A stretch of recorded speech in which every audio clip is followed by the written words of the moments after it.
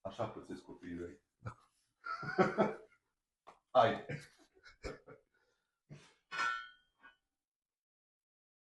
Capul mole.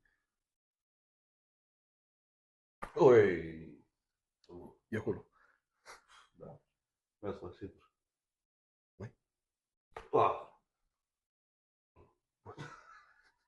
Bun. D'accord. Brațele după cap. Când să împingem balfa înapoi. Stai pe spate. Trag de asta, pocnește umărul. Da. Umerii. Moale.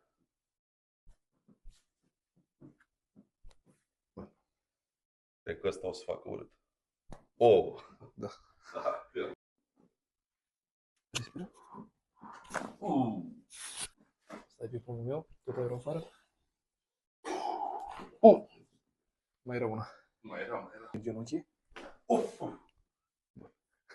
Întinde cărul. Mamă! Crispy. Popcorn.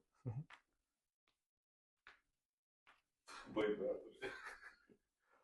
Cărul moale? O să doară. Nu. Ui! 2 centimetri. Ai! Mai era ceva. Mai era. Ăsta o mai jos.